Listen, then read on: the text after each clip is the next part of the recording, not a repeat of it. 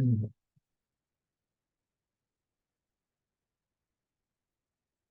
Okay, so in this video, we are going to continue our chapter tangible assets.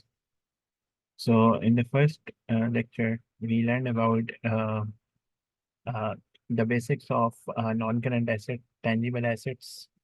Uh, we learned that we record tangible assets at cost, and then we learned about depreciation and its two methods: straight line method and reducing balance method. Straight line method is the depreciation charged on cost of asset, and depreciation is always constant per year. All right.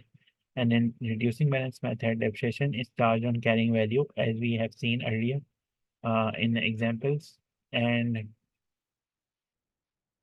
and how do we get depreciation?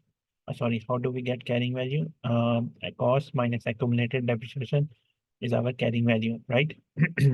If you remember from the previous examples, we always, to get the carrying value, what do we do? Cost minus the depreciation, right? So that is accumulated depreciation.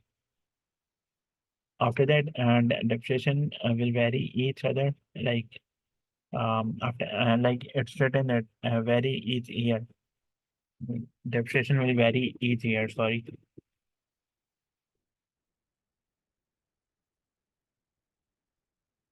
Okay, and a percentage of depreciation is given, and that is multiplied with the carrying value of asset each year. That's the exact thing we have done in our examples in the previous lecture, right? And then we solved some examples, and also we solved some examples related to pro rata basis. Pro rata basis means that um, pro rata basis means that you are charging the depreciation for exact number of months. So we have seen that example as well. Okay. So now we are going to move further in this chapter. So, okay. So now, what's the double entry of depreciation? How do we record the depreciation? Okay. So, our debit is a depreciation expense. As we all know that we should know that our depreciation is our expense, and it is charged in profit and loss as an expense. All right. It is charged in profit and loss as an expense. And accumulated depreciation is always credit, and it is charged in, it is included in SOFP. All right. So let's see an example about how to tackle this, right? So for example, okay,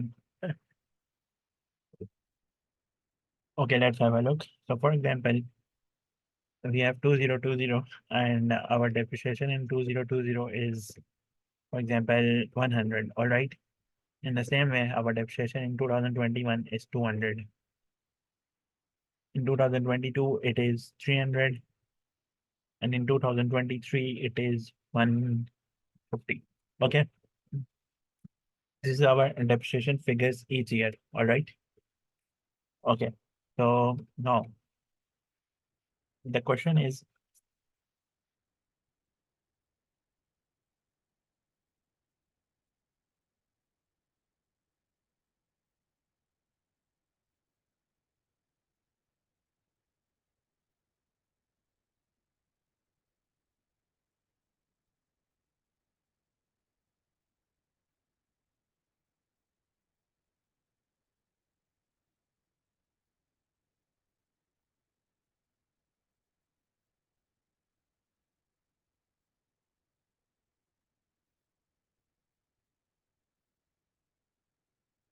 hmm, okay, so your question is, what will be charged in 2024 profit and loss statement and 2024 SOFP?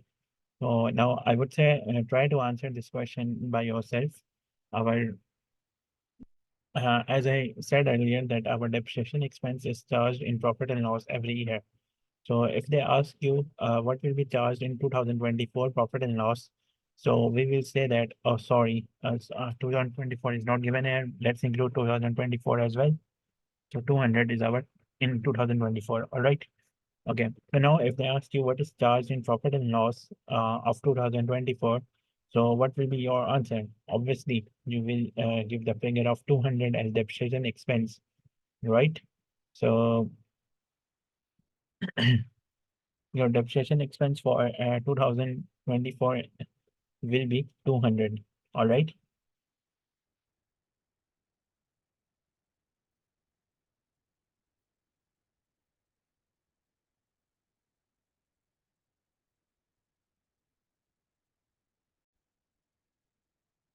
Mm.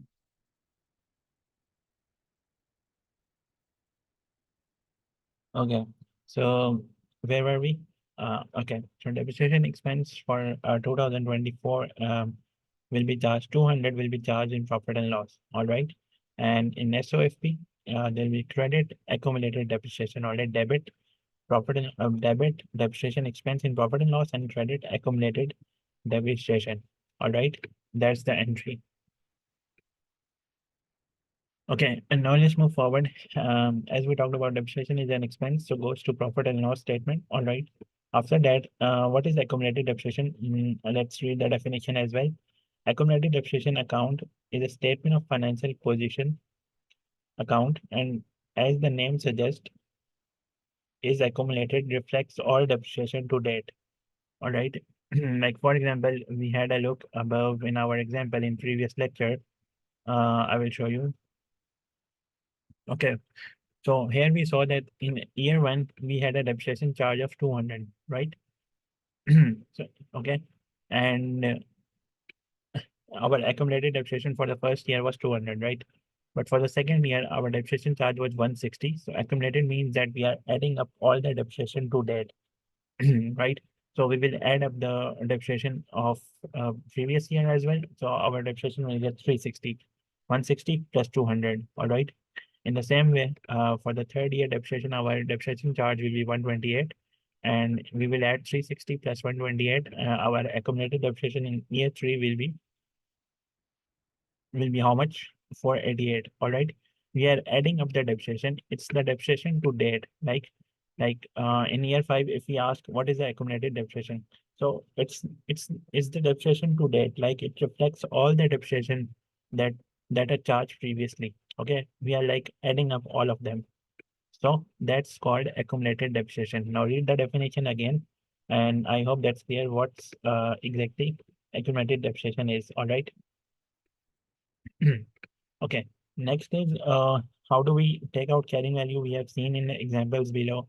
Like in the previous lecture, we have seen that how do we take out carrying value? Obviously, cost minus accumulated depreciation was our carrying value, right? Again, I will clear this point and just to revise once again.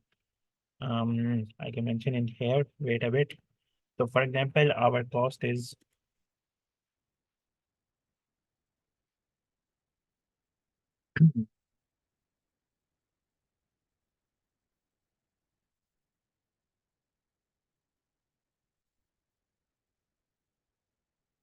okay. Our cost is 1,000, and we are using reducing balance method. We need to tell what will be our depreciation for year one, year two, year three.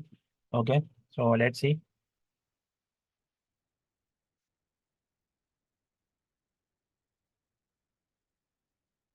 So what formula do we use? We will use the formula for the first year. It will be direct. Okay. For the first year, using the reducing balance, as we have seen it already in the previous lecture in very much detail about how to calculate the depreciation using reducing balance in the first year. So for the first year, it will be same as straight line method. Like, and you can do this way. Okay. So there's gonna be 1,000 multiplied 10%. That's 200. Sorry, that's 100 depreciation in the first year. All right. But for the second year onwards, in the previous lecture, we have seen that we use a formula.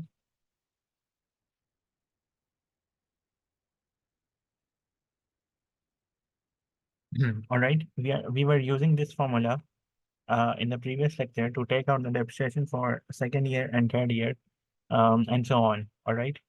So now let's see what was our cost. Our cost was 1,000, right? And what was the depreciation of year one? It was 100, right? So this, okay, we get carrying value. So what's our carrying value? 900 is our carrying value. And now we apply 10% on our carrying value. So we will get depreciation for the second year. All right. So 900 multiplied 10%. So we will get depreciation for our second year. All right. Uh, okay. In the same way, let's get the depreciation for the third year now. So again, we will apply the same formula. What's our, okay, let's apply the same formula again. Okay, what was our cost? Our cost was 1000. All right. And now what's our accumulated depreciation? Our accumulated depreciation will be the what is our accumulated depreciation? Accumulated depreciation is the depreciation to date. All right. Like how much depreciation we charged up till now? We charged 100 for the year one and 90 for the year two. So how much does it get? 100 plus 90 is 190. So our accumulated depreciation is 190. Okay, so here we get our carrying value.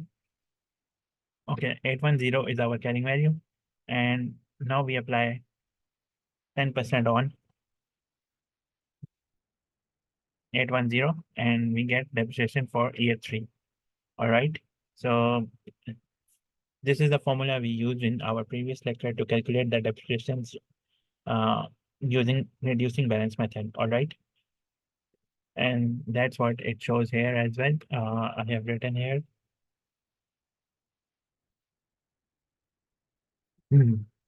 Wait a second. Okay, I have mentioned it here. In reducing balance, depreciation is charged on carrying value except for the first year.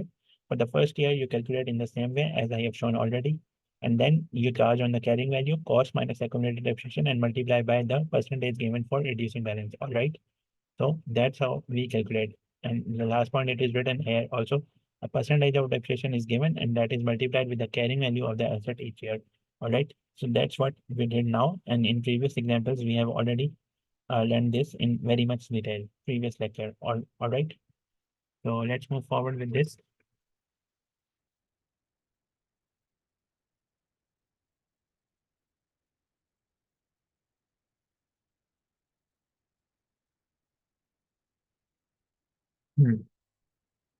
Okay. So now IAS 16 says that carrying amount of an item of property, plant, and equipment shall be de-recognized on disposal or when no future economic benefit are expected from its use or disposal. When a tangible non-current asset is disposed, there are a number of adjustments required to remove the asset and associated accumulated depreciation from the statement of financial position and to record a profit on loss on disposal. All right. So they are basically saying that whenever you sell the asset, all right, whenever you dispose of the asset, disposal means selling the asset, right? So whenever you dispose of the asset, the carrying amount of the asset should be de-recognized. Okay, the carrying amount of asset should be de-recognized.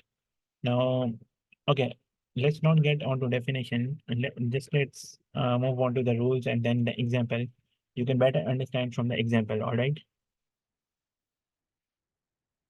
I will come back to the definition, but first let's watch the steps for this. All right, you can better understand this. Okay. So first of all, first of all,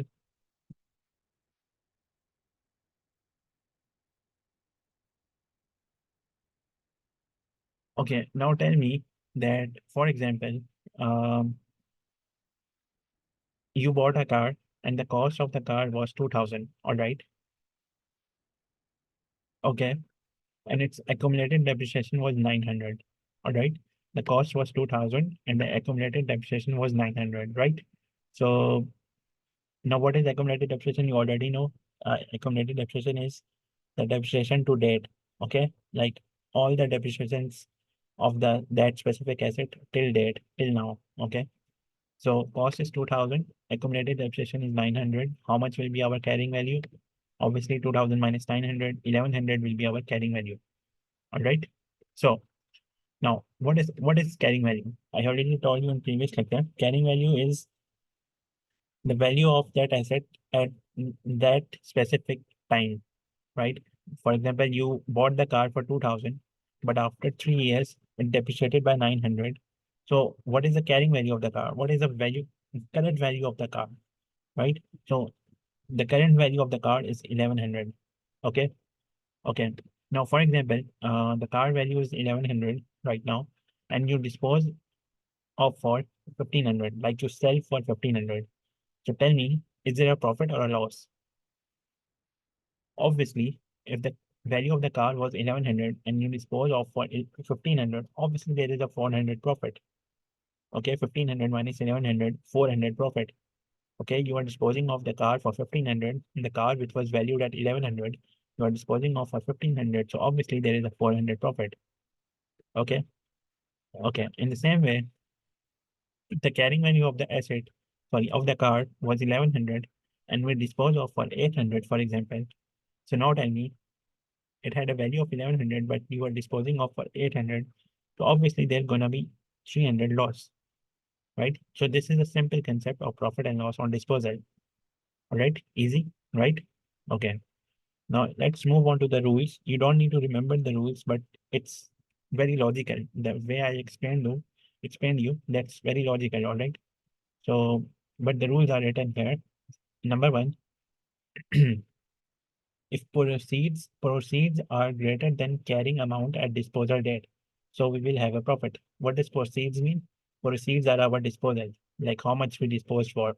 Like in the above example, if we disposed for 1500 and the carrying value was 1100, so proceeds was 1500 here. All right, in the first point. In the first point, this one. Okay, proceeds were 1500 and carrying amount at disposal date was 1100. So we got a profit, right? So if proceeds are greater than carrying amount, so obviously we will have a profit. Okay, now rule number second, avoid the second line now. If proceeds are smaller than carrying amount, like in the example we saw that if proceeds were 800 and a carrying amount was 1100, so obviously there will be a loss. So this is the second line, okay? In the same way, if proceeds are equal to carrying amount, for example, the carrying amount was 1100, right? So if you dispose of for 1100, so neither there will be profit, neither there will be loss. Okay. So no profit, no loss if proceeds are equal to carrying amount. All right. So I hope you got this point.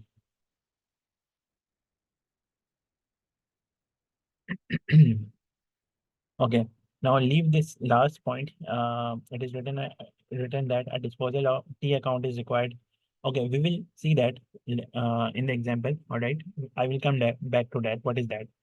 Okay, now let's move on to the steps and then we will solve an example and you will get my point. All right. So,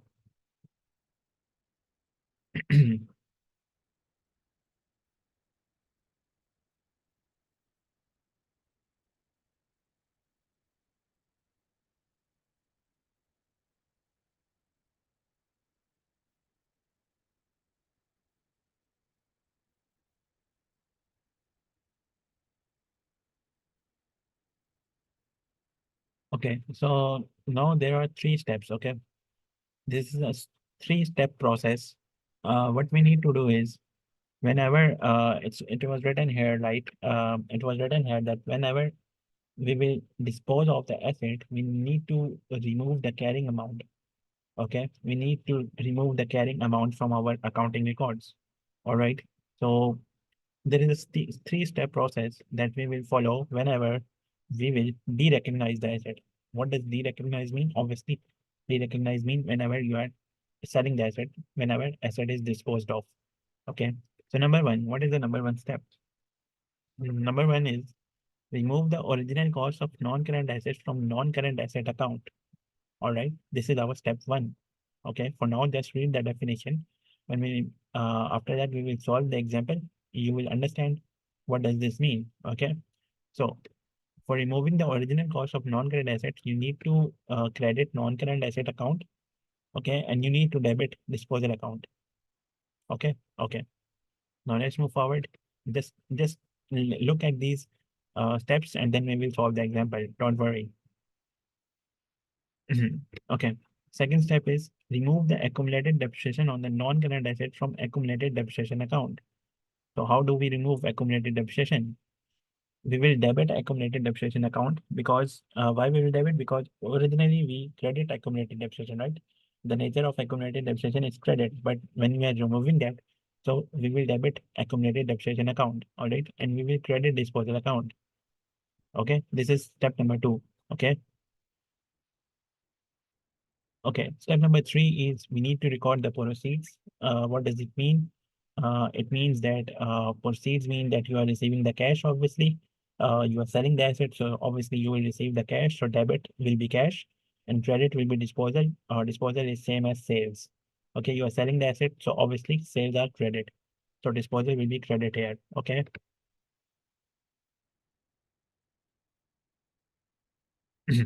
Okay, and lastly, we need to make an disposal account, a T account for disposal. All right, this is a T account actually. You need to draw a T here when you are copying the notes from here. And this is the debit side of the T account, and this is the credit side of the T account. Okay. You will write the cost of non-current asset here. Okay. And you will write the amount of accumulated depreciation here. Any bank, um, you will write the bank proceeds here. Okay, and then you will get a balancing figure of profit and loss on profit on disposal, or else you will get a balancing figure of loss on disposal. All right, we will see all this through an example now.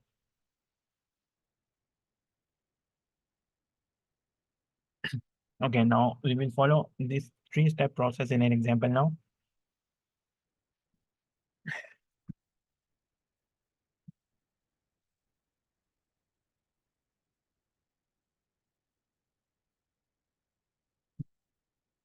Okay, so let's read the example. Pat runs a landscape gardening business. On 1 February 2002, Pat purchased a set on lawn mower costing 3,000. Okay. Now, on 1st February 2002, he purchased asset costing $3,000. Okay, on 1st February 2002, please note down the date. Okay, which is depreciated at 10% per annum straight line on monthly basis. Monthly basis mean that they are following a pro rata basis. We have studied about pro rata already. Okay, okay. Now, Pat decided to replace it with one which has enclosed cabin for use when it rains. The lawnmaker was sold to an old friend for 2000 on 31 July 2005. Okay, he wants to replace that asset, so he sold his asset for $2,000 on 31 July 2005. Okay, so now what are they asking? They are asking us how much is total charge to pay profit and loss relating to assets sold for the year ended 31 December 2005. Okay, basically we need to take out like we need to tell them that um is it a profit or a loss? Okay, so how will we get to know that? Obviously we need to know the carrying amount of the asset on 31 July 2005 when he sold the asset on 31 July 2005, right? So we need to know the carrying amount of the asset on 31 July 2005, and then we need to compare it with that this figure 2000 to dispose of for 2000, right? So and we will get to know if it is greater than 2000. If the carrying value was greater than 2000, then obviously it was a loss. And if the carrying amount was below 2000, then obviously there will be a profit. So anyways, let's follow the steps for that we learned earlier to de-recognize the asset. Okay. So what was our step number one? Okay, let's move on. Step number one. Step number one was to remove the original cost of non-current assets from non-current asset accounts. For that, we credit non-current asset account and debit disposal account. Okay, but let's see first. Okay, so on for the cost of asset was 3,000 on 1st February, right? Okay, cost was 3,000 on 1st February 2002. Okay, and we are using the straight line method, 10% on monthly basis. Okay, and disposal is taking place on 31 July 2005 for $2,000. Okay. Okay. Now let's calculate the depreciation first. Okay. For year one. Okay. For year one. Okay. Now for 2002, tell me how many months did we use the asset? Okay. He bought the asset on 1st February 2002, right? So for how many months did we use the asset? Because we are following a pro rata basis here, right? Monthly basis. So we need to count the months we use the asset every year. So tell me, in 2002, how many months did we use the asset? Obviously, from 1st February counting till December, we used the asset for 11 months in 2002. All right, February, March, April, May, June, July, August, September, October, November, December. So these are 11 months we use the asset um, in 2002. All right. Okay, so what will we do is for the year one, we will take 3000 multiply with 10% straight line basis and multiply 11 by 12.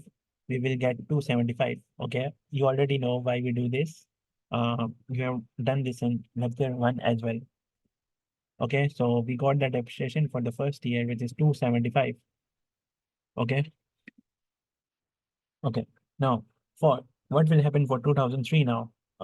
He's selling the asset in 2005, right?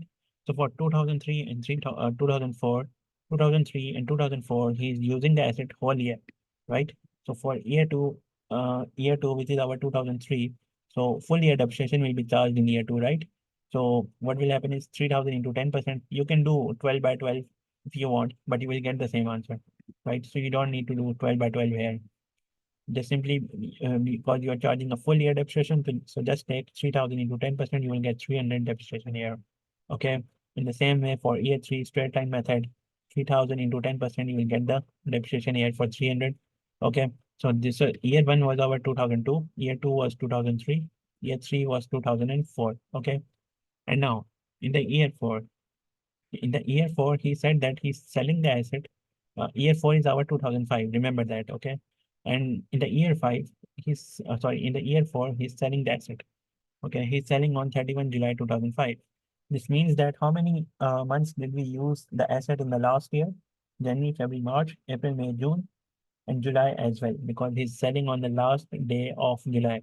So how many months did we use the asset in last year? We used the asset for 7 months, right? January, February, March, April, May, June, and July. So 7 months we use the asset.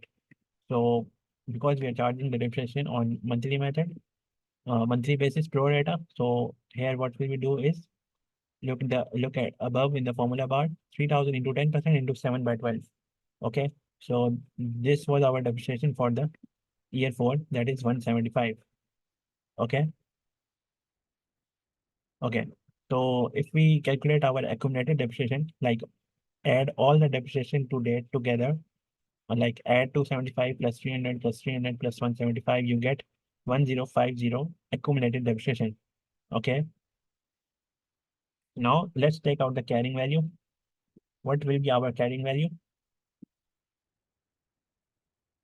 Our cost was 3000, right? And our accumulated depreciation is 1050. So what will be our carrying value? 1950 will be our carrying value, right? Okay. And he disposed of the asset to his friend for how much? He mentioned here that he sold the asset for 2000, right? And our carrying value of the asset was how much? 1950. Okay, so this is a profit or a loss? Obviously, there was a 50 profit because the carrying value was 1950 and you sold it for 2000. So there is a 50 profit. Okay, as we have seen already above that, if proceeds are greater than the carrying value, so there will be a profit, right? So we have taken out our profit. Okay.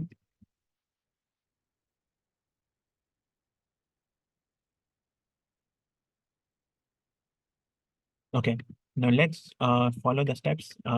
We got to know that we are getting the profit. Okay, now let's follow the steps that we learned above. Okay, so for number one, what was our number one step? Our number one step was to remove the original cost of non-current asset from non-current asset account. Okay, so we all know that our original cost given in the question was 3000. So we will credit non-current asset 3000 and dispose of 3000, debit 3000. Okay, step number one. Okay, now what was our step number two? Step number two was to dispose of, step number two was to remove accumulated depreciation. So how much was our accumulated depreciation? Accumulated depreciation was 1050, right? So debit 1050 accumulated depreciation, credit disposal account 1050. All right. And then what was our number three step? Our number three step was like how much we are disposing for. We are disposing for 2000. So obviously we will receive a cash of 2000, debit 2000, and credit sale or disposal 2000. Okay. So here is our three-step process. Okay. And then we can make a disposability account. Okay. Through making the disposability account, we will get the profit. Like we already took out the profit in the other way as well, but through a T account we can also get the profit. Okay. Okay, this is the T account now. Okay, this is the T account. This is the debit side of T account. This left side is debit side. This right side is credit side. Okay. Okay. So on debit side, we write non-current asset cost. So 3000 was the cost, and we wrote here accumulated depreciation was 1050. And bank, we write on the credit side, 2000 is the bank. Like we sold it for 2000, right? So what will be our balancing figure? Like which is our smaller side. Obviously, debit side is our smaller side, and by 50 it is smaller. So if your smaller side is debit side, then there will be a profit. If your smaller side is credit side, then there will be a loss. And the difference between debit and credit is 50. So 50 is our profit, as we have seen earlier here as well. So I hope this is absolutely clear.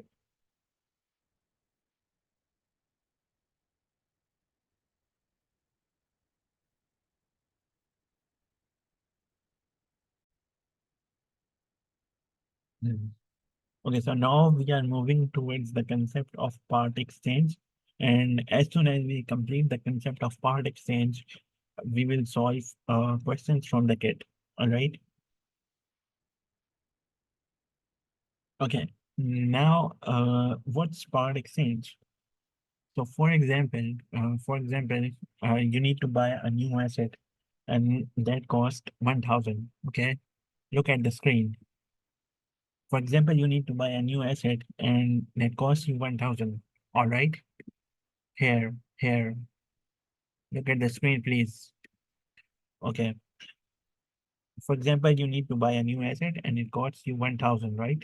So what does part exchange mean? You will buy the new asset, but you have an old asset. Okay. For example, you are buying a new car and it costs you 1000. And but you have an old car as well. You have an old car which has a carrying value of 600. Okay. So old car has a carrying value of 600, and you tell the seller that you can uh, exchange with my old card. Okay. And the old card has a value of 600, and for the rest of 400 you can pay them cash. Okay. So for example, again, I'm repeating this. For example, you need to buy a car costing 1000. All right. But you only have a cash of 400. Okay. You can only pay 400, but you also have an old car of which has a value of 600. So what will you do is you will offer the seller that I will pay you 400 by cash, and for the rest of 600 you can offer him old asset. Okay, you can replace that asset with a new asset and pay the extra amount as a cash. All right. So I hope you got the point. What is part exchange? Now let's move on to the definition. A part exchange agreement arises when an old asset is provided in part payment for a new one, the balance of the new asset being paid in cash. Okay, so I hope this is now absolutely clear.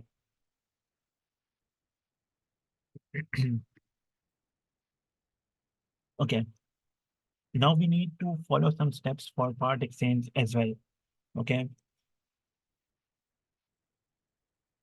so for part exchange, the first two steps are identical as before. All right. What were our first two steps when in above question? Let's see. Okay. So these two steps are same. All right. Number one and number two. This one.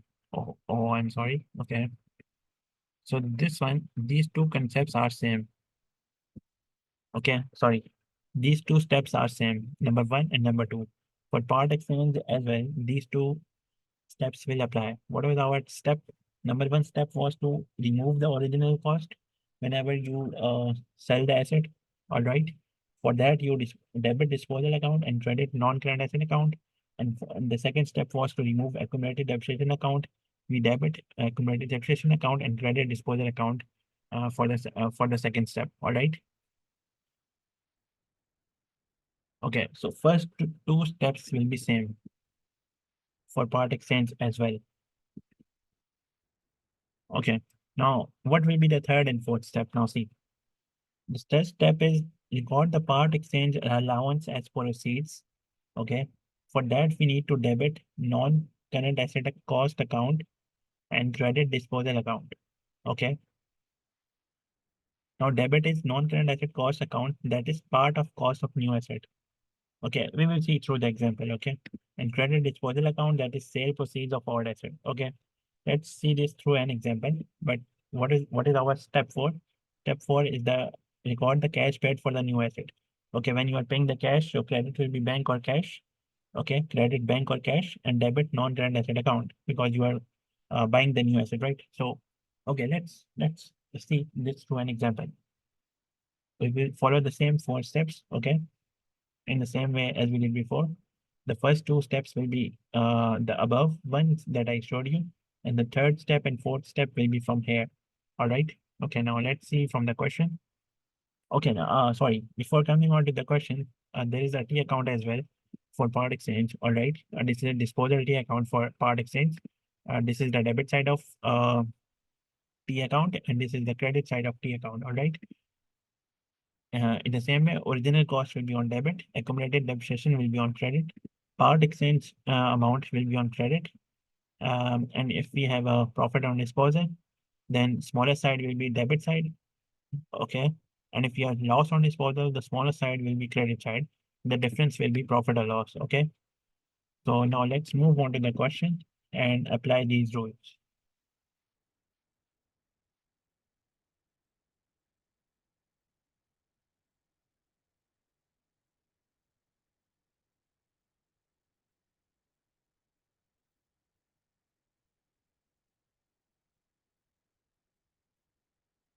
Okay, so our question says that Sanyu runs a business ordering and repairing clothes. Okay, when Sanyu started business on 1 January 2002, a sophistic swing machine was purchased at a cost of 2,500. Okay, a sewing machine called Sopastic was purchased at a cost of 2,500. Okay, on 1 January 2002. Remember the date. Remember the date, please. On 1 January 2002, the sewing machine was purchased at a cost of 2,500. Okay. Now, swing machines are depreciated using straight line method at a rate of 20% per annum, and a full year of depreciation is charged in the year of acquisition and none in the year of disposal. This means that we won't be charging pro rata basis here. We won't charge on monthly basis here. We will charge depreciation fully. We will charge full depreciation in the year of acquisition, and we will charge zero depreciation in the year of disposal. All right. Okay. Now let's move forward. The business has now grown such that Sanyo needs a faster machine. Okay. Now he needs a faster machine. Okay. And will upgrade to Supastic 5 during December 2005. Okay. Now in December 2005, he wants to upgrade the machine. Okay. The Supastic salesperson had offered a part exchange deal as follows. Okay. So the part exchange allowance is 750 and balance to be paid in cash is 4850. Like by cash, we need to pay 4850 and part exchange allowance will be 750. So now let's solve this through an example. Okay. Like follow the steps. Let's just follow the steps and we will done with the question. Okay. Okay. So now if you remember the first step was our removing the original cost of non-current asset. For that, we need to debit disposal account and credit non-current asset account. So what was our original cost of asset? Obviously, in the question, it is given as 2,500. So 2,500 will be debit disposal and credit non-current asset account 2,500. All right. Simple. Number one step is done.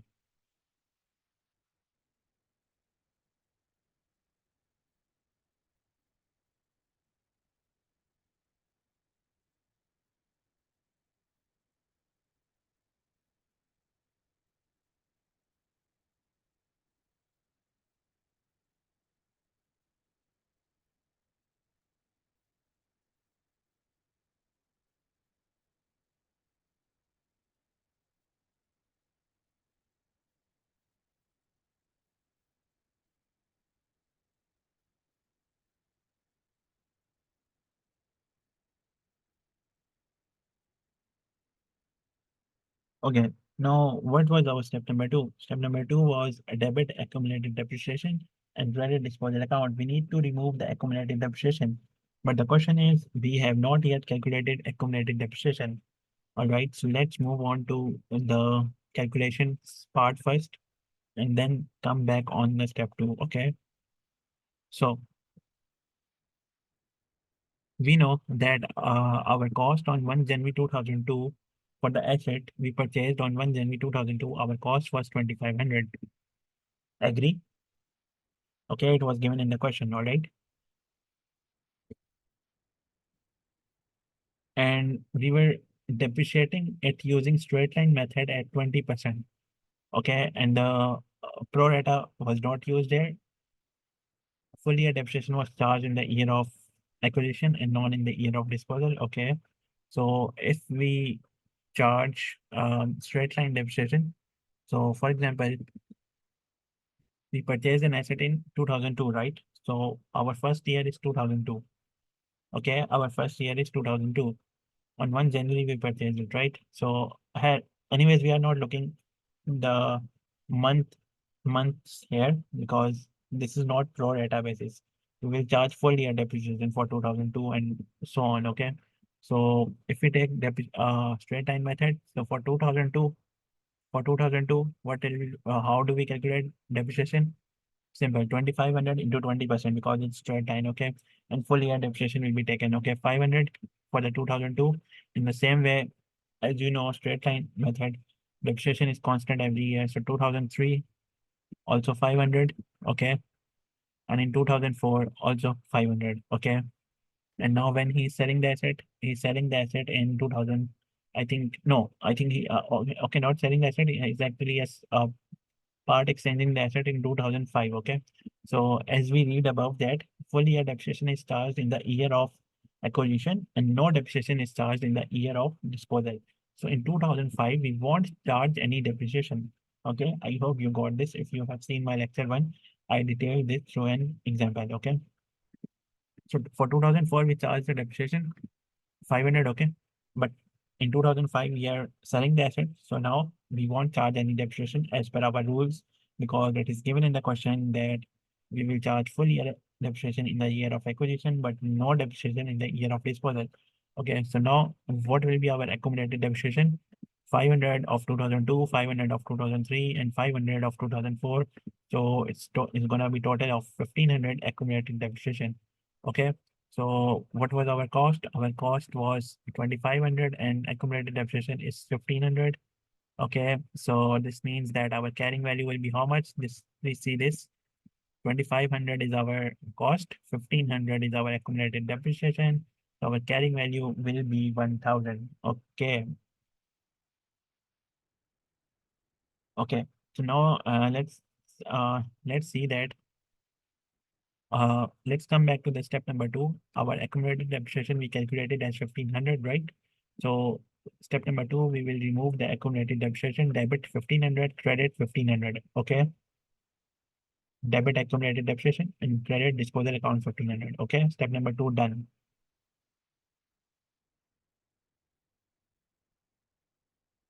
Okay. Now let's move on to the step three. What was our step three? Let's read from the above. Okay. Okay, now this was our step three. Step three was record the part exchange allowance as proceeds. Okay, debit non-current asset account and disposal and credit disposal account. Okay, so how do we do this? Simple is that how much is our part exchange allowance given in the question? Part exchange allowance is 750, right? It's given in the question. So what we will do is that debit non-current asset account 750 and credit disposal account 750. All right, we just followed the step as it is. Okay, so we are done with our third step as well.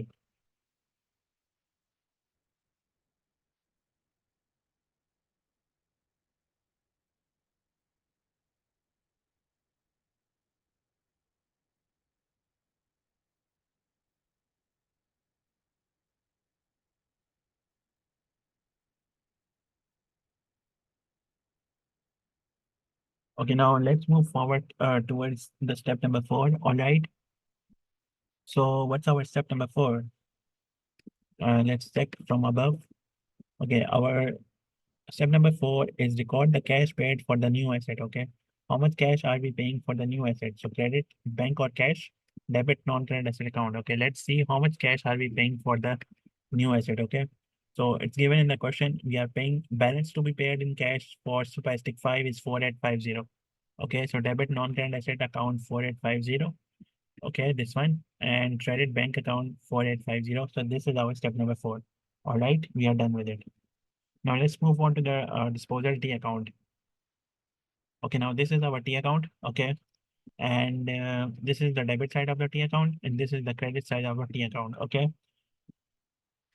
we write original cost of asset at debit side 2500. Okay, as we know, and accumulated depreciation we write on credit side, and it is 1500.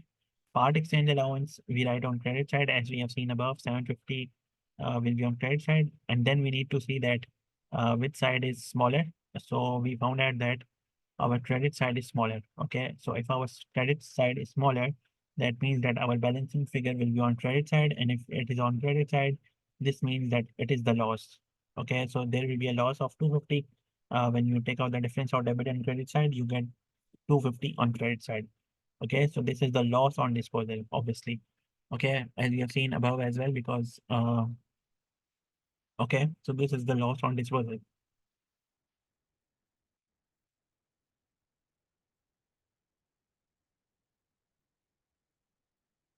Okay, so now we are done with part exchange as well. And the next topic is our revaluation of non-current asset. But before that, we will solve some questions that we can solve